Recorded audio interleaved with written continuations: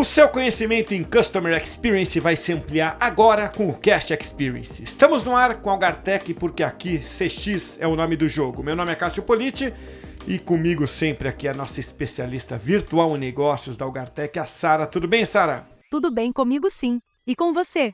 Tudo ótimo também. E olha, chegamos ao último episódio do ano, hein? Tempo voa. É verdade, esse ano passou muito rápido, mas eu gostei de 2024. E o seu ano foi bom? Foi sim. Alguns gols marcados, outros gols sofridos, né? Mas o saldo é positivo. E uma das coisas que entraram muito na minha vida, Sara, foi a inteligência artificial generativa. Entrou para valer, né? De usar continuamente, todo dia. Uma AI tipo você, além de outras ferramentas.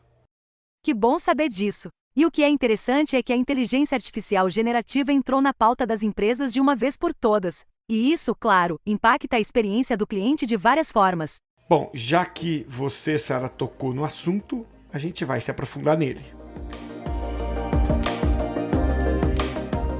E para o bate-papo de hoje, eu tenho a honra de receber aqui no podcast o João Mariani, que é Head de CX da Hotmart, que é essa empresa que todo mundo conhece, empresa global de tecnologia, e é uma das protagonistas aí do Creators Economy, conceito muito forte, muito difundido.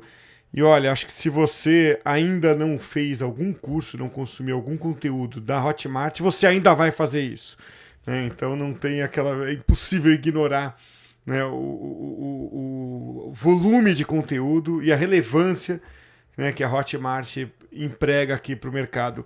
Mariane, muito bacana ter você aqui. Obrigado por aceitar o convite. Cássio, eu que agradeço, queria agradecer todo mundo da Algar, também agradecer aqui todo o time do podcast da Cash Experience, muito legal ter essa oportunidade, é um prazer, assim, gigantesco estar aqui com vocês, gosto bastante das discussões que o podcast tem levantado e acredito que a gente consegue debater muitos temas aqui que envolvem CX, que envolvem atendimento, que envolvem toda essa jornada do cliente, todos os canais possíveis, né? Acho que realmente é muito legal poder participar disso. Muito obrigado mais uma vez pelo convite. A gente que agradece, é um prazer ter você aqui. E junto comigo, para esses papos sempre proveitosos aqui, o Emerson Gaia, aqui da Algartec CX. Gaia, sempre bom ter você aqui. Obrigado por ceder mais uma vez o seu tempo. Imagina, eu que agradeço. Boa tarde, Mariana. Boa tarde, Cássio. A Laura, que está aí na retaguarda nos ouvindo também. É um prazer enorme a gente poder estar reunido aqui para falar daquilo que mais gostamos, né? É isso aí, não é trabalho, né? Quando vira lazer, exato. Quando o trabalho vira lazer, a gente tem mais é que aproveitar. Mas legal, vamos nessa então. E eu queria trazer aqui para a discussão, né, um tema que é relevante, que é relacionado ao atendimento, né? Uma certa, vamos dizer, não sei se chega a ser um paradoxo, mas está quase aí, que é aquela coisa, você liga para uma empresa, você quer ser atendido rápido, mas muitas vezes você não quer que seja um atendimento eletrônico, né? Você quer que o atendente esteja ali esperando a sua ligação ansiosamente, né? Como se não houvesse uma fila gigante de pessoas com uma necessidade parecida com a sua ou concorrendo com a sua, né? E aí é que acho que as empresas, né, Mariana, estão fazendo esse balanço entre AI e atendimento humano, né? Então, o que eu queria te perguntar é até que ponto é possível utilizar a inteligência artificial e até que ponto a gente pode esperar que ela seja um substituto do atendimento humano? Bom, essa pergunta aí é uma pergunta muito boa. Eu acho que a gente tem vivido esse dilema dia a dia. Não sei nem se dilema é a melhor palavra, mas exatamente essa oportunidade aqui de realmente tentar definir até onde um vai, até onde entra humano, sai IA, entre IA, sai humano, enfim. Acho que tem muita coisa boa aqui nessa discussão. Mas eu gosto bastante de usar ou de viver uma abordagem, Cássio, que é de que a IA ela vai potencializar esse atendimento humano. Então, a gente imaginar que a IA substitui 100% do homem não vai deixar a IA usar, assim, não. Eu acho que tem essa potencialização e o ótimo aqui é muito combinar o que é melhor dos dois, né? Então, acho que esse talvez seja o grande foco e para mim é o que vai determinar sucesso em 2025, né? Então, que a gente olha nos últimos tempos, já tinha nos últimos anos muita coisa de IA, muito avanço nessas frentes, acho que está muito popular esse ano já, 2024, mas acho que o grande tema aqui, que é muito importante, é exatamente ter essa definição, né? Ou ter essa clareza de para onde que é esse limite, onde que é essa linha que a gente tem esse balanço entre a velocidade, eficiência e essa humanização que eu acho que todo mundo busca, tá? Então, na minha visão, e eu acredito que muitas pessoas compartilham, depois abro para o grande Gaia aí comentar, mas acho que o grande tema que eu vejo aqui é a gente conseguir fazer o melhor dos dois mundos. Então, ter sempre essa velocidade, eficiência e cada vez mais personalização e quase humanização da IA, mas mesclando com o que o ser humano vai ter de melhor, que é esse atendimento mais direcionado, temas que são muito complexos, temas que exigem empatia, que exigem o entendimento do todo, eu acho que aí o humano leva sempre muita vantagem. E aí, efetivamente, acho que esse é o melhor balanço. Então, como que operações inteligentes escalam hoje?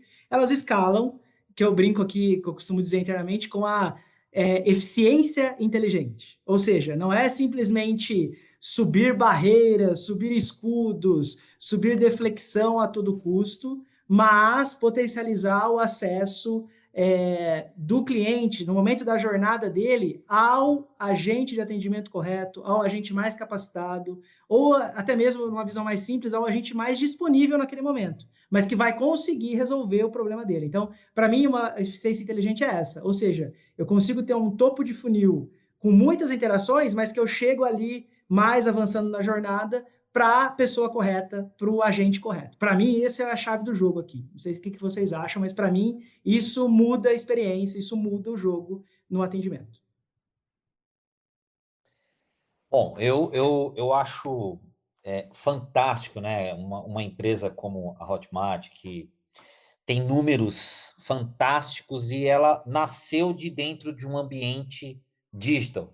Primeiro, por vontade do seu principal executivo, e ele não se cansa de comentar isso na imprensa, nas redes sociais, e eu acho isso o máximo, né? Porque Grande JP, né? JP aí, exato, e a sempre. gente, como entusiasta, como uma empresa, vou falar até como uma empresa especialista em soluções digitais, e eu me recordo que em um dos bate-papos que nós tivemos com você, Mariana, você falou de alguns projetos de ordem in-house, né, dentro de casa, e projetos vislumbrando aí uma outsourcing, né, para digital. E você também acabou de comentar sobre a eficiência inteligente, né, que é um ponto preponderante dentro de um processo de você disponibilizar para o cliente final uma tecnologia orientada à inteligência artificial baseada em linguagem natural. Dito isso, uma pergunta que eu acho que é muito simplista, digamos assim, mas é que eu acho que todo mundo quer ouvir, ou todo mundo quer saber, principalmente uma empresa que já ultrapassa a marca de mais de 135 mil, né, criadores de conteúdos, e isso é fantástico, mas como fazer essa transformação digital de maneira eficiente? Qual foi a estratégia, o ponto-chave para poder elencar ou desvencilhar o usuário final de possíveis intervenções técnicas ou atrelar essa transformação para manter como core business aquilo que é vontade de vocês, né? Ou seja, 100% digital, e quanto menos intervenção humana, mais eficiente a Hotmart vai ser no mercado. Queria que você falasse um pouquinho. Boa. Gaia, essa pergunta é boa mesmo também. Acho que aqui Legal. também não tem muita receita do bolo, tá? Eu acho que isso é o que a gente faz aqui, mas acho que cada ouvinte aqui do podcast vai ter uma realidade muito distinta. Vou compartilhar um pouquinho de como a gente tomou essas decisões aqui, que pode ser princípios que ajudem a guiar decisões dos colegas aqui que estão escutando hoje essa discussão, tá?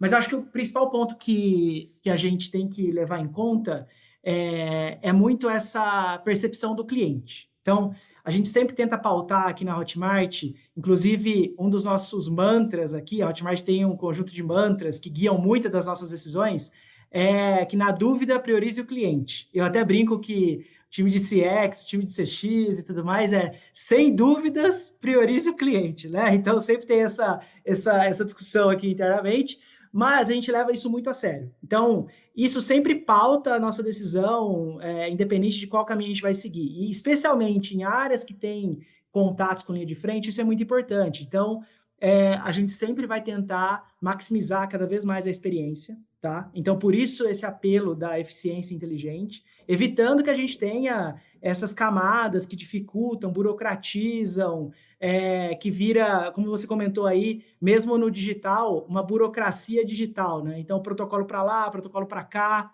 Então, isso é muito bom para controlar, para ter métricas, mas efetivamente a gente pode impactar a jornada. Então, acho que esse primeiro ponto é muito relevante. O que eu estou fazendo, independente de como eu faço, ele está melhorando a jornada do cliente, ele está conseguindo ser atendido, ele consegue chegar onde ele precisa para resolver a dor dele, tá? Então, acho que é muito entrar nessa linha de discussão, ou não. Ou eu estou dificultando, eu estou realmente fechando ali o caminho para ele. Então, a gente sempre usa esse primeiro princípio bem básico para tentar guiar essas decisões. Acho que o outro tema que a gente tem tentado usar muito é tentar trazer o cliente para o canal ou para a interface que ele está mais familiarizado. Então, acho que isso é muito importante. A gente sabe que tem muito desejo hoje no Brasil como um todo de canais como o WhatsApp, e acho que várias pessoas que estão aqui nos ouvindo sabem a dificuldade de gerenciar interações desse tipo de canal, porque é um canal em que tem muita pressão, em que tem muita expectativa de respostas cada vez mais rápidas. Então, por outro lado, é o canal que o cliente está mais familiarizado, né? Então, esse pêndulo sempre vai pesar para esse tipo de disponibilização. E aí, para mim, soluções que conseguem entregar inteligência, entregar efetivamente eficiência para lidar com esses canais é onde a gente tem focado bastante, tá? Então, como que a gente consegue usar IA nisso hoje? AI e tudo mais. A gente consegue usar através de bots de triagem, por exemplo, de soluções que vão ser mais amigáveis, não aquela URA que está todo mundo, acho que mais com o cabelo mais grisalho, como o meu aqui, está mais acostumado, né? Que ligava lá antigamente. Somos dois. Que ligava lá antigamente, tipo, tal. Somos três. Ligava lá antigamente, ficava esperando, tendo ali aquela desvendando. Então, tornar isso uma solução mais amigável, para mim, passa muito por esses avanços de IA que a gente tem hoje e que eu acho que vão continuar evoluindo cada vez mais. E aí, eu acho que um terceiro princípio que a gente tem tentado usar bastante aqui é exatamente a questão da eficiência. Aí, nesse caso, é uma eficiência de custo mesmo. Então, qual que é o grande ponto? Eu gosto sempre de brincar, né? Eu tenho um canhão para acertar uma mosca. Eu preciso do canhão. O canhão é a maneira mais eficiente de chegar nisso. Então, acho que esse princípio do custo também é muito importante, que aí vai nortear. Muitas vezes a gente consegue fazer, por exemplo, o que vai ter mais efeito de benefício no médio ou até no curto médio prazo? Eu treinar a minha operação em como usar prompts, em como usar alguma ferramenta, algum plugin que usa AI mais generativo, ou ter todo um time de tech parado para desenvolver uma solução que vai me dar a mesma coisa. Então, a gente sempre tenta fazer um pouco dessas decisões, até para testar. Acho que um dos princípios muito fortes que a gente tem aqui é sempre testar, nunca ficar preso num cenário só, para poder efetivamente ponderar, tá? Então, acho que esse tema da eficiência aqui, ela conta muito. Então, a gente tenta não escalar algo que vai ser efetivamente muito mais custoso, tá? Então, esses 3 princípios têm norteado decisões do que a gente foca, como foca, lembrando sempre que a gente vai sempre priorizar a jornada do cliente. Então, isso acaba sendo horizontal aí a esses outros 2 pilares, tá bom? Muito bom. E aí, eu fico pensando aqui, né, se não é também uma questão de tempo das pessoas se acostumarem. Eu li uma vez que um artigo contando, né, que quando surgiu o telefone com fio, né, lá atrás, quando ele se popularizou e tal, tinha um artigo num jornal, alguém resgatou lá, né, um artigo do jornal de 1900 e bolinha, falando que uma mãe, né, de uma moça adolescente estava horrorizada porque a moça saiu do banho, estava com toalha enrolada assim e tal, e falando com o namorado, com o menino no telefone. Né? Ela falou, pô, mas que absurdo. Só para os mais jovens entenderem, naquela época não havia nem perto de transmissão de imagem por telefone, era só voz, né? E a mãe ficou horrorizada, porque, pô, deu um nó na cabeça dela, né? Caramba, ela tá falando, ela tá seminua aqui, né? Até sem explicar para ela que o namorado não ia ver, né? A moça, né? O namorado, o amigo, sei lá. Né? Então é uma coisa que você ainda não entende a tecnologia, né? Será que a gente também não tá um pouco patinando, engatinhando, porque ainda é um bicho meio esquisito para muita gente, essa inteligência artificial? Eu acho, talvez seja, a resposta seja essas triagens antigas que a gente vê lá, da época do telefone com fio mesmo. Como você mesmo falou, né, Cássio? Para quem é mais novo aqui, lembra que no passado você declarava a linha telefônica no imposto de renda. Então, olha o tamanho da mudança. Se falarem que eu declarei a minha, eu vou dizer que é mentira, tá? Mas eu declarei. Pois é. Meu pai, eu lembro que meu pai me falou, eu era pequeno, meu pai falou assim, ó, acabei de vender a minha linha telefônica para dar entrada no apartamento. Então, é um negócio bizarro da gente pensar hoje em dia. Porém, eu acho que muito vem não vou dizer dessa época, né? Porque parece que faz 150 anos, mas deve fazer no máximo uns 20, 25 talvez. Mas acho que vem muito dessa época em que a gente acho que o ser humano tem uma necessidade muito grande de falar com alguém. E aí eu acho que a gente já está no momento de quebrar o paradigma, e aí eu vou pedir ajuda para todos os ouvintes aqui, todos os colegas de CX, de CS, todos que estão aqui ouvindo, ajudem a quebrar esse paradigma. O atendimento com uma IA, o atendimento com o bot, ele deve ser seguido ali até onde a empresa desenhou, até onde está desenhado esse fluxo. Porque eu acho que tem uma riqueza muito grande das pessoas que estão envolvidas com atendimento ao cliente, até usar isso como para criticar, para entender, mas crítica no sentido positivo mesmo, né? Para entender para onde isso está caminhando. A gente tem que ajudar a quebrar esse paradigma, porque cada vez mais isso vai estar presente, tá? E eu acho sim, a gente ainda tem um paradigma que a pessoa, ela vê ali que ela está conversando com um bot, com um IA, pode ser a melhor conversacional do mundo, a primeira coisa que ela fala é, quero falar com o atendente. Então, assim, ela nem espera ver ou nem espera entender o que está ali se colocando para ela. Tem a primeira identificação, ela já vai tentar pular para um atendente humano, e muitas vezes tem várias jornadas pensadas ali, muita gente gastou tempo para realmente proporcionar um autosserviço. Para mim, a mágica aqui é o autosserviço, tá? Então, guiar o usuário no autosserviço não deveria ser uma detração na jornada de atendimento.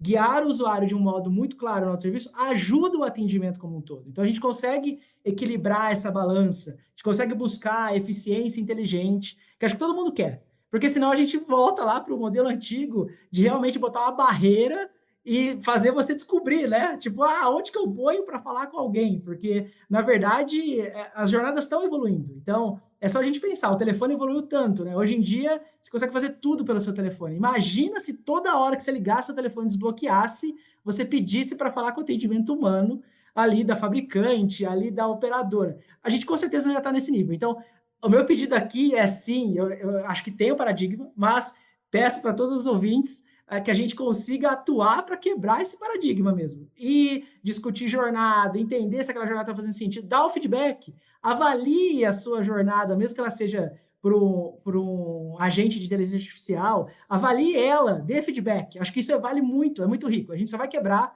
esses paradigmas com essa abertura para o novo e para o que talvez a gente julgue hoje que talvez não seja o melhor caminho da experiência. Mas, na verdade, isso pauta muito jornadas bem pensadas de atendimento contém guias de self-service ou guias de autoatendimento. Acho que esse é o grande ponto.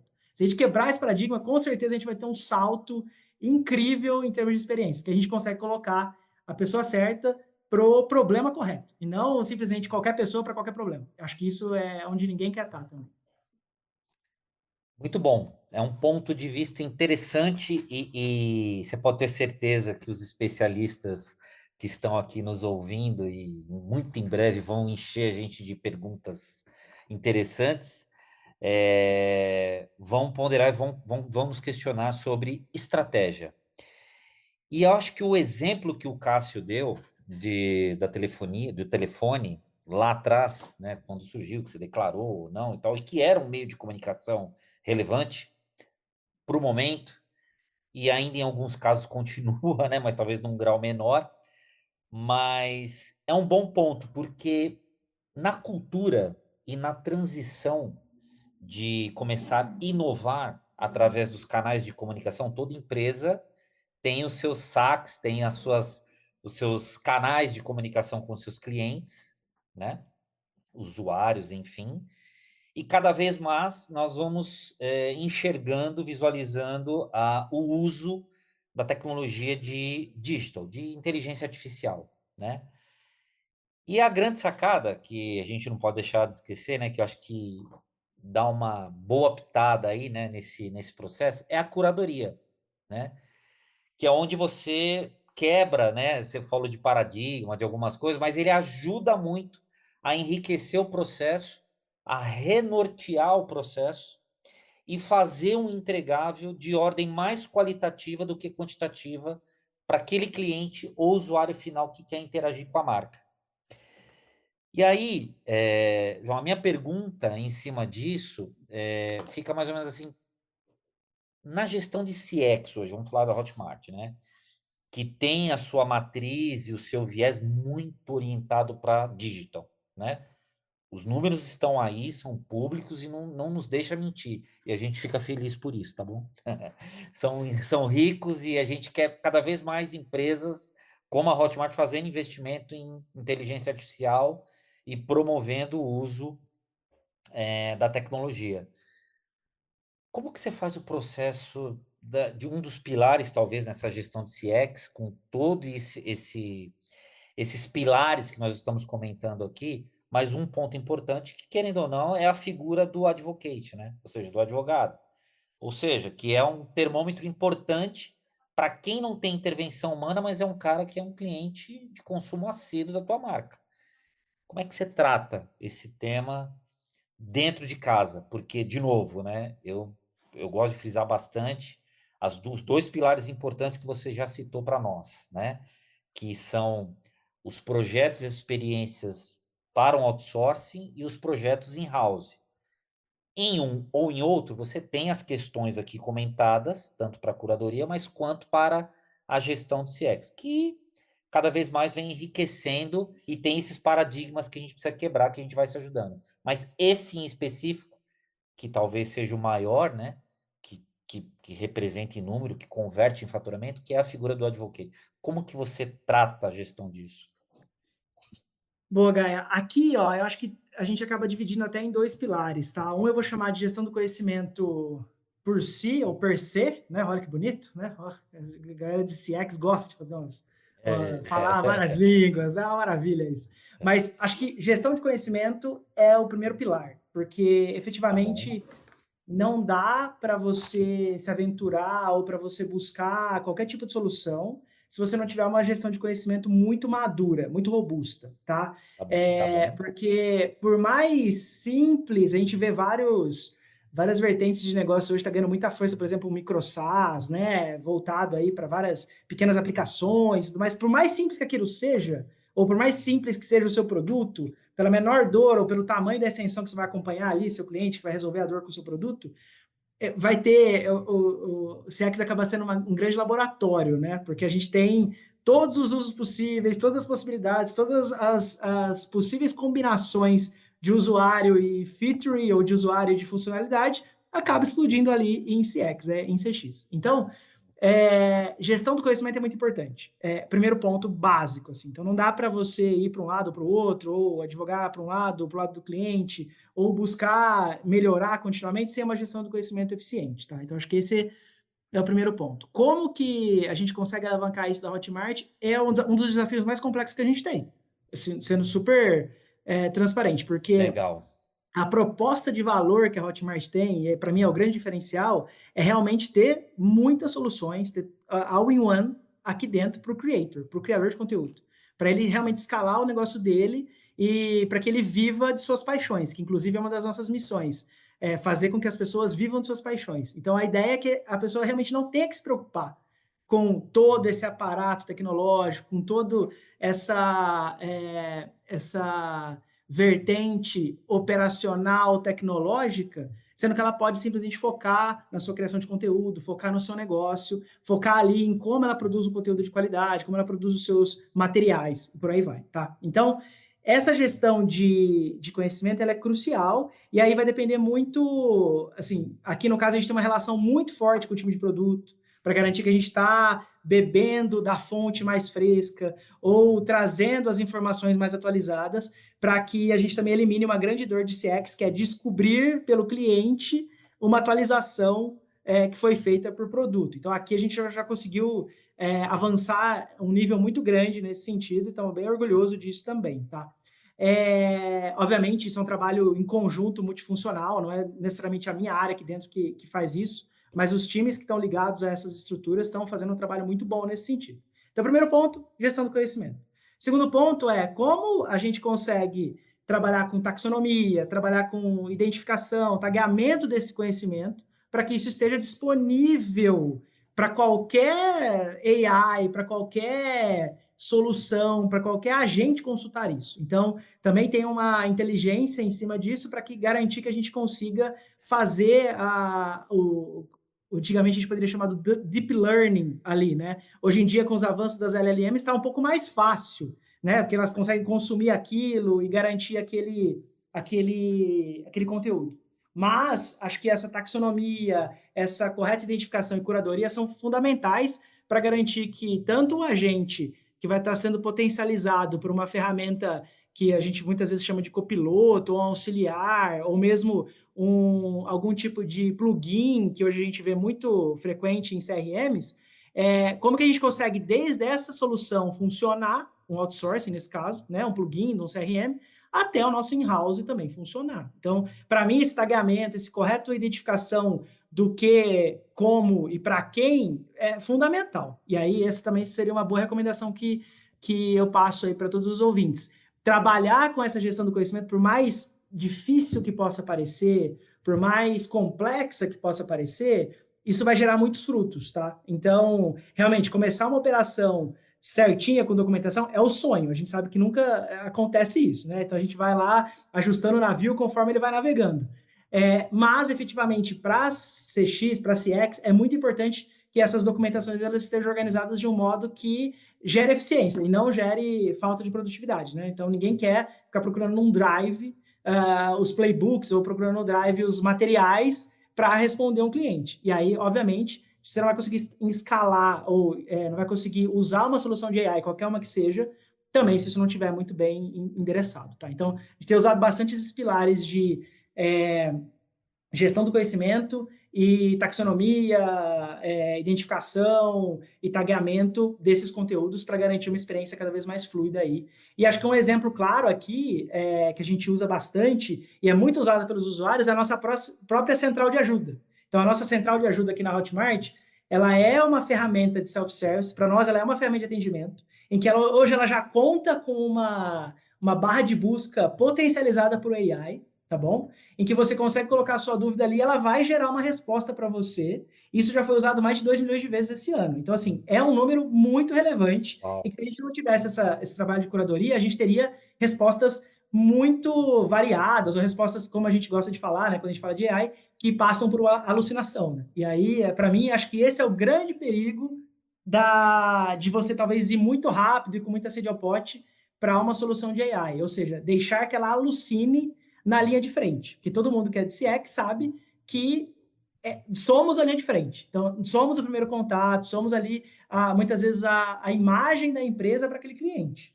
Então, é muito importante que a gente não permita esse tipo de alucinação e, para mim, curadoria de conteúdo, com gestão do conhecimento, tagueamento, taxonomia, ajuda muito nesse processo. Tá? Então, acho que esses são meus E Mariane, para tudo isso aí que você trouxe, não tem dúvida de que a AI é positiva, né? Assim, isso é um ponto pacífico, ponto comum. Agora, quais são os dilemas que você tem visto e até tem enfrentado, né? Os dilemas do uso de AI, tipo, aviso que o usuário está falando com AI ou não, avalio o atendimento de AI da mesma forma que o usuário o humano é avaliado, né? Uso AI só como um step antes de você passar para o atendimento humano. Perigos com engenharia de prompt, eu estou citando alguns que até são frutos de uma conversa que a gente já teve em off, né? Mas que são manifestações assim que eu acho que vão começar a incomodar a gente, não do ponto de vista técnico, muito mais do ponto de vista comportamental, talvez ético, né?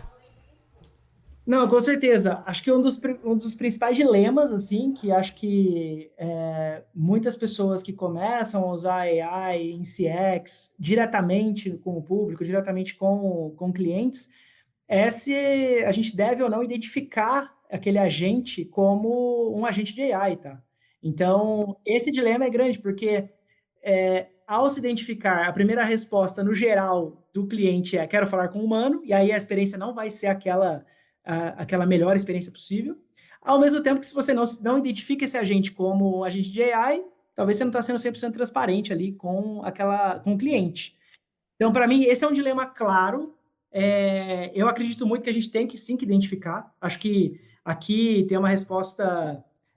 Eu tendo a achar que a resposta mais correta é essa mesmo, identificar o agente de AI, mas sabendo que você vai ter que trabalhar nele para que a resposta dele seja tão eficiente, tão boa, que a pessoa não se sinta, não tenha nenhum tipo de preconceito em falar com ele. Olha só que ponto chegamos, não?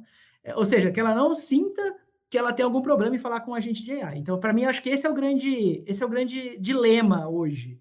Porque, claramente, a primeira reação vai ser muito quero falar com um humano, e, na verdade, você pensou nessa jornada. Você pensou na AI potencializando, guiando ela ali dentro da sua jornada de serviço, tá? Então, para mim, esse é o principal dilema.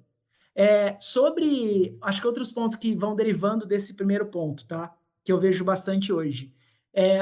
Alguns questionamentos do tipo, eu devo avaliar meu agente de AI para medir se ele está tendo uma satisfação, se o cliente está tendo uma satisfação com ele?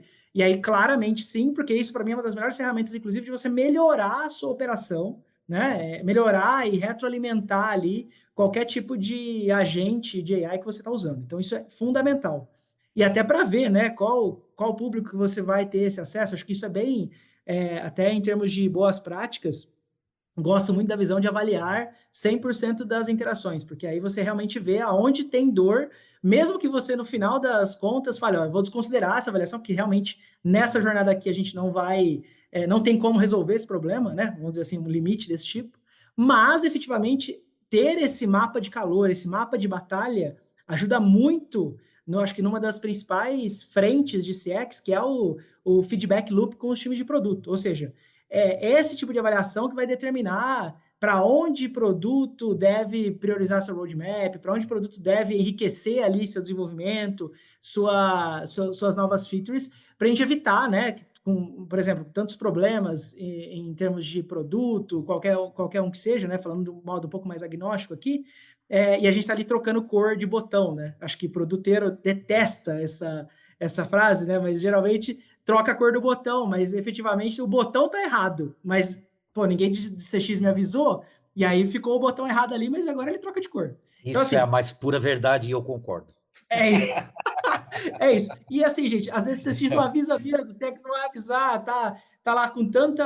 Acho que depende muito da governança, de como as coisas estão evoluídas, mas time de produteiros de plantão aqui, escutem CX, chamem CX para as reuniões. Acho que aqui na Hotmart a gente conseguiu bastante vencer essa ponte, tá? Então, acho que isso é muito rico, acho que isso é importantíssimo, porque realmente um jeito muito rápido de ouvir seu cliente é conversar com o time de CX, tá? Então, acho que esse é o primeiro ponto.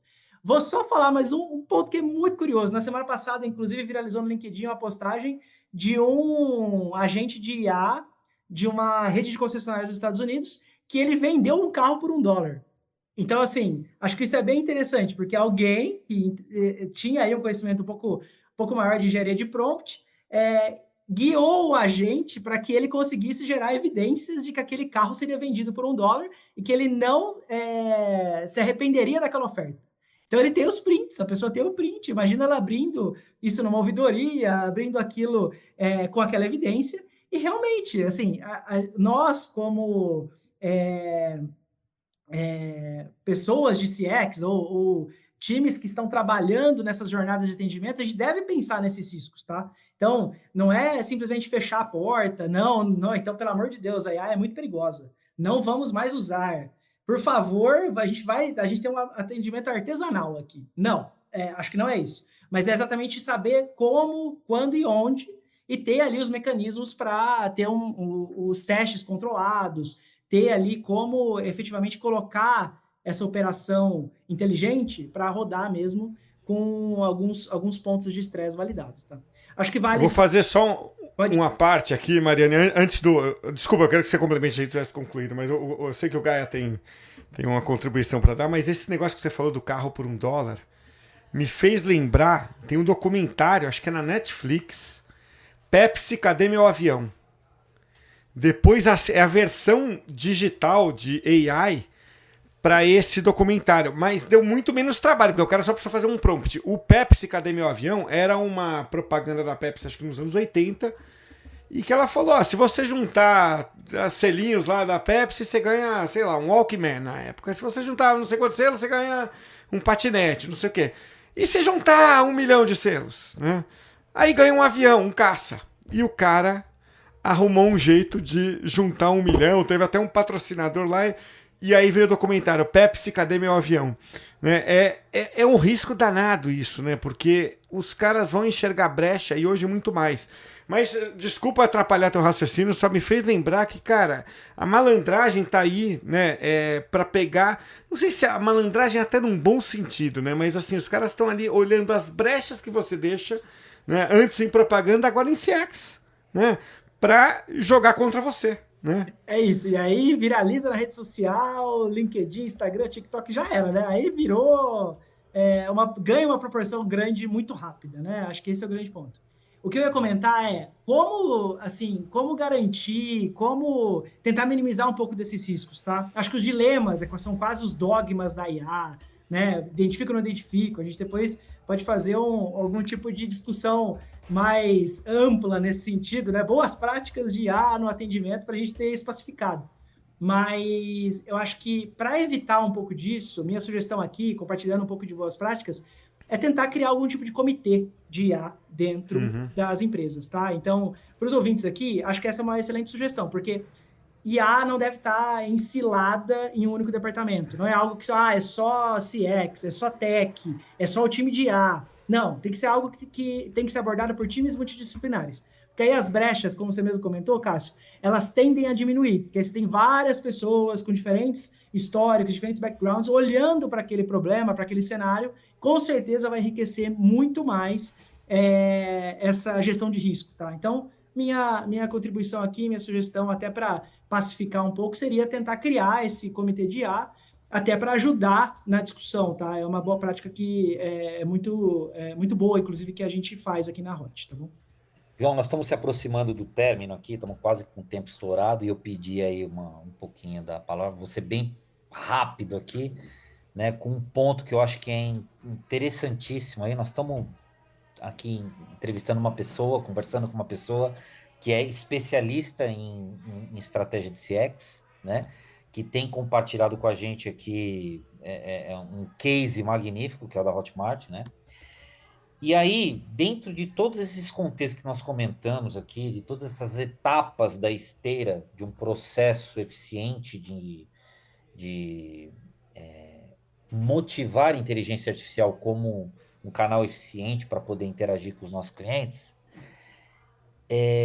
existem duas empresas no mercado, que também é público, eu posso citar o nome aqui, uma delas é a Apple, outra é a iFood, que veio a público recentemente, evangelizar aí a questão da comunidade, das comunidades, né? Ou seja, o uso de inteligência artificial, vai ser dado continuidade nos investimentos, e isso é um caminho sem volta, né? Mas a parte, por isso que eu comentei da curadoria lá atrás, né? A parte das comunidades é uma etapa desse processo que eles pretendem continuar valorizando justamente para poder, talvez, mitigar os riscos, né, do que pode acontecer, como o exemplo do carro que nós vimos, ou algumas outras situações, mas envolvendo especialistas e criando até um gamification com esses especialistas para poder incrementar e estruturar o processo de atendimento e entrega da informação que partiu lá na IA, né? Que muitas vezes ele pode ter um click to chat ou um click to call, porque ele quer ainda, dependendo do perfil do público, falar com a gente. Então, só queria saber a tua opinião, né? De uma maneira muito pragmática, né? Com essa relação em relação à comunidade, como é que a Hotmart, se é que ela olha para alguma estratégia nesse sentido, ou se ela tem já algum outro desenho pronto para poder oferecer, né, para os seus clientes e criadores. Boa. Eu acho que comunidade é algo muito bom. Acho que, assim como a gente já comentou sobre a necessidade do ser humano de falar com outra pessoa, então quero falar com o atendente, primeira coisa, né? Ele quer furar a fila para falar com alguém. A comunidade, ela gera esse senso de pertencimento, ela gera essa troca, esse compartilhar.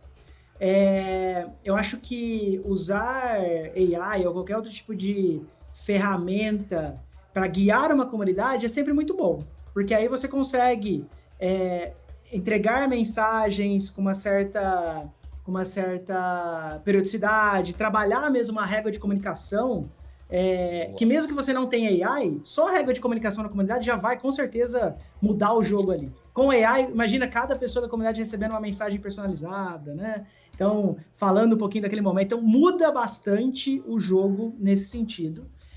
Acho que tem várias features hoje saindo. Se a gente for lembrar, acho que vale citar aqui, por exemplo, o agente de AI da Meta dentro do WhatsApp, que você consegue interagir com ele ali. Ele não está presente no grupo ainda, que seria um protótipo de uma comunidade, mas ele já consegue mandar mensagem ali, né? Então, efetivamente, a gente já vê isso acontecendo, tá? Hotmart, como que a gente vê isso? Acho que aqui a gente tem um tema muito forte, que a gente tem a nossa jornada, o Hotmart Stars, que é uma jornada para os creators, para que eles se sintam nessa comunidade, tá? Então, aqui e aí minha sugestão para quem está escutando aqui, em termos de CX, eu acho que o mais parecido com isso que a gente tem em CX, talvez seja o conselho de clientes, tá? Eu acho que talvez vocês já tenham ouvido falar um pouco desse tema, mas é realmente criar um conselho, quase como se fosse um conselho de governança corporativa, mas tipo um comitê de clientes. Tipo um comitê de clientes, exato. Às vezes tem essas duas palavras. Acho que esse é o grande ponto, assim. Talvez criar essa comunidade um pouco mais restrita, que você vai ter contato com isso, facilita muito várias tomadas de decisão, usando AI ou não. Aqui na Hotmart, como que a gente tenta fazer? A jornada dos creators aqui na Hotmart, ele permite que o creator tenha acesso a outros criadores de conteúdo que estão ali no mesmo momento que ele tem na jornada. Isso permite troca de boas práticas, isso permite eventos, permite... acaba gerando confraternização, né? O ser humano gosta muito de confraternizar, mas, efetivamente, permite que essas pessoas possam falar dos seus negócios um para o outro. É um grande networking e a Hotmart estimula muito isso como comunidade. Aqui, até nem falando de IA mesmo, mas como esse encontro de pessoa com pessoa. Acho que se a gente for imaginar em gestão de comunidade, acho que tem esse grande potencializador da IA para personalizar isso, ter essas regras cada vez mais justas ou cada vez mais personalizadas, com talvez resumo do que rolou, de discussão, que acho que facilita bastante o engajamento da comunidade, mas acho que fora desse âmbito de IA, comunidade sempre gera muito valor, e acho que é algo que a gente tem sempre que aproveitar. O comitê de clientes também, para CX, acho que é um bom termômetro nesses casos, tá bom? Pô, muito bacana. O Gaia sempre se prepara legal para os podcasts aqui, traz reflexões ótimas, né? Somadas à experiência dele, claro. Legal, Gaia. E eu vou pedir licença para vocês para fazer só uma última pergunta aqui, mudando um pouco de assunto, porque vocês conseguiram o selo RA1000 do Reclame Aqui no Hotmart, né? E assim, eu sempre fico impressionado, né, com esse tipo de reconhecimento. Óbvio, todo reconhecimento é delicioso, né? Puxa, você gosta de ganhar prêmio. Tive o privilégio de receber um por podcast essa semana. Agora, a gente está gravando aqui no comecinho de dezembro, né? Meados de dezembro, dia 11, para ser preciso. E aí, eu fico pensando o seguinte: os caras que vão votar num prêmio para podcast estão lá com a maior boa vontade, escolhendo ouve outro e tal. Pô, cara que vai no Reclame Aqui, Mariane, vai pra dar porrada. Ninguém vai lá pra elogiar. Você até pode elogiar, mas ninguém vai, que nem às vezes vai no TripAdvisor, uns elogiam, outros criticam. Não, cara, no Reclame Aqui você só entra ou quando você tá bravo ou quando você tá desconfiado, né? Como é que é ganhar um selo lá, né? Por que se ganha? O que vocês fizeram, né? Porque, cara, eu tenho medo do Reclame Aqui, né? E olha que eu não sou marca pra ser citada lá. Como é que é isso? Pô, Cássio, muito bom. Acho que puxar o Reclame Aqui, eu acho que, primeiro de tudo, é um selo para toda a operação da Hotmart. Acho que, obviamente, reconhece muito o time que está na linha de frente. Eu costumo dizer que o nosso time de Reclame Aqui é o time porta-voz do CX lá no Reclame Aqui. Então, não adianta nada você ter um time de ponta no Reclame Aqui e não ter uma operação resiliente, uma operação que realmente valoriza o cliente. Então, para mim, isso é um reconhecimento para toda a cadeia.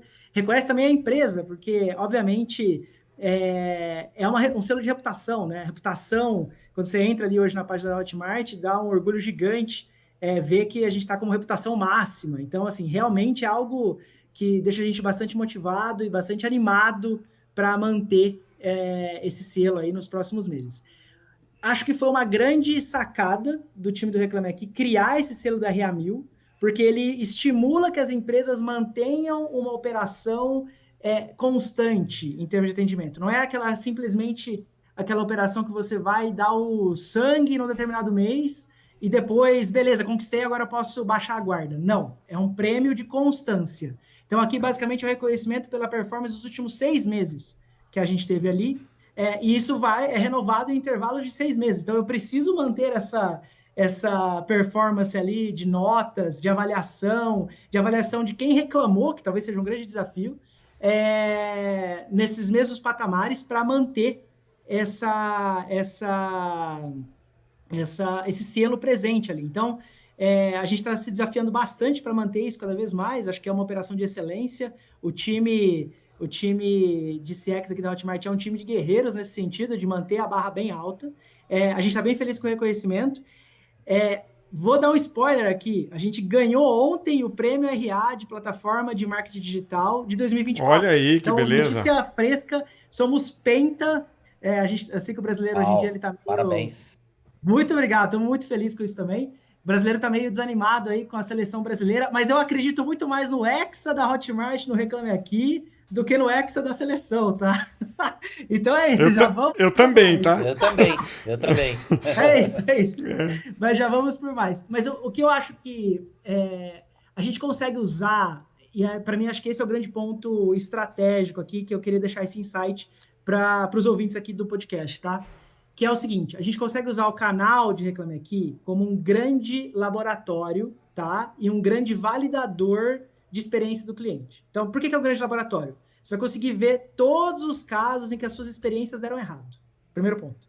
Então, todo caso em que tem uma quebra de jornada, todo caso em que a gente costuma falar aqui um corner case, né? Aquele caso lá, ó, funciona só nesse caso aqui que não, vai aparecer lá. Então, assim, é um grande caso, é um grande laboratório para pegar essas pequenas nuances que às vezes escapam do escopo da implementação, que às vezes escapam ali de um escopo de processo, tá bom? Então, o primeiro ponto é isso. Então, uso bastante, a gente usa muito para retroalimentar a nossa operação como um todo. Então, pegar a oportunidade de atendimento, pegar a oportunidade de melhoria de jornada, de ferramenta, de AI, por que não? Então, assim, a gente consegue usar isso bastante para isso. E acho que o segundo ponto é ter a possibilidade de ter um feedback muito claro, muito evidente, do cliente que está ali, que em algum momento ele se frustrou. Então, a gente tem que encarar que ele se frustrou ali, que efetivamente a gente tem que tentar tratar essa frustração. E aí, óbvio, isso vai gerar muito aprendizado, não só para dentro de CX, né, dentro da jornada de atendimento, mas para a empresa como um todo. Então, verbalizar isso, incluir esses inputs dentro de um feedback para outras áreas das empresas é muito importante, tá? Então, acho que esses são 2 approaches ou abordagens muito boas que eu gosto de usar aqui com o Reclame Aqui e que garante aí uma monitoria da qualidade do seu atendimento, mesmo que muitas vezes você tenha que dialogar, explicar, pegar na mão ali de quem está usando o canal para atuar. Mas a gente está com muito orgulho desse reconhecimento, porque realmente muitas pessoas hoje usam o Reclame Aqui como um canal de atendimento geral. Então, a pessoa muitas vezes vai lá primeiro. E acho que antes disso até ela checa a reputação, né? Então, o Cássio comentou bem, muitas vezes as pessoas, antes de comprar em algum lugar, antes de checar o que está acontecendo, ela vai ver se a empresa tem reputação registrada no Reclame Aqui. Então, a gente está muito feliz com esse reconhecimento, porque acho que potencializa, certifica o valor e gera muito mais valor para todos aqui os envolvidos, tá bom? Eu não vou nem entrar num assunto aqui novo, porque daria outro podcast ou uma série de podcasts, mas é o momento zero da verdade. Depois dá uma busca no Google. Quem quiser, eu estudo do Google, um conceito do Google já tem mais de 10 anos que ele criou o momento zero da verdade. Né? Por que o momento zero da verdade? Porque no marketing, historicamente, existe o momento da verdade, né? Que é, por exemplo, quando você vai... Né, ia antes da internet, né? Você comprava um hotel ali na tua agência de turismo e você tinha uma expectativa. Aí a hora da verdade era, sei lá, a hora que você entrava no quarto hotel. Pô, agora vamos ver se o que eu tenho condiz com o que eu imaginei que fosse. Né? Então, cada produto, cada serviço tinha o seu momento da verdade. Momento 1 da verdade e o momento 2 da verdade. Né? É isso que eles tinham. E aí o Google falou, agora existe o momento 0 da verdade, que é um Reclame Aqui da vida. Né? Do tipo, eu já vou pro hotel sabendo tudo o que acontece. Esses dias eu fui para Uberlândia, né, visitar a Algartec CX, e tava escolhendo os hotéis. Um deles falava assim, ó, o hotel é bom, tudo e tal. Só que os elevadores, tem 3 elevadores, os caras tinha 2 em manutenção, fica muito demorado para subir e descer. Né? Aí você faz uma conta. Pô, será que isso é importante para mim? Eu vou sair com pressa ou não? Tal, escolho esse hotel, escolho outro. Cara, você sabe até isso, né? Então, esse é o momento zero da verdade. E o Reclame Aqui é muito momento zero da verdade, né? Porque te faz formar uma opinião antes de você ter contato. Então, Mariane, esse é o último episódio do ano. A gente está encerrando aqui com chave de ouro com vocês. Então, quero te agradecer muito pelo papo de hoje e já te desejar aí boas festas, Feliz Natal, Feliz 2025. Muito obrigado, cara. Estou bem feliz de ter participado. Espero que tenha sido uma discussão boa. Gostei bastante aí de como a gente conseguiu debater. Acho que foi ótimo. Estou bem feliz aqui. Conta comigo, quiser gravar outro dia, tamo aí. Acho que a Hotmart... Olha que a gente abusa, hein? A Hotmart ensina a gente que a gente tem que efetivamente ser muito promotor de uma boa geração de conteúdo. Então, com certeza... a gente vai, se tiver outro convite, estamos junto aí. Queria desejar também, agradecer demais a participação do Gaia, foi excelente. E queria dizer também que para todos os ouvintes, que tenhamos um excelente Natal, um excelente Ano Novo, boas festas, né, no geral, e que 2025 seja um ano muito bom para todo mundo. Eu acho que é a expectativa que a gente tem toda vez que a gente fecha aí o ciclo do ano. E que com certeza a gente vai ter muita nova experiência, muita experiência boa nesse 2025, e com CX cada vez mais no foco, cada vez mais gerando valor. Acredito muito em como a gente, em CX, consegue gerar valor aí para todo mundo. Beleza? Muito obrigado mais uma vez. Não tenha dúvida. Sensacional. A gente que agradece. Eu também queria agradecer, deixar aqui registrado meus sinceros agradecimentos. Ficaria a tarde inteira aqui falando de um assunto que é extremamente relevante, que eu particularmente adoro. Desejar ao Mariane, ao Cássio, que muito provavelmente a gente vai ser porque eu saio de férias semana que vem, então vou ficar alguns dias afastado, mas em breve eu estou de volta pela Algartec, para poder participar de mais podcast. Boas festas, que 2025 a gente possa, de fato, estar cada vez mais próximo, falando mais de CX, falando mais de IA.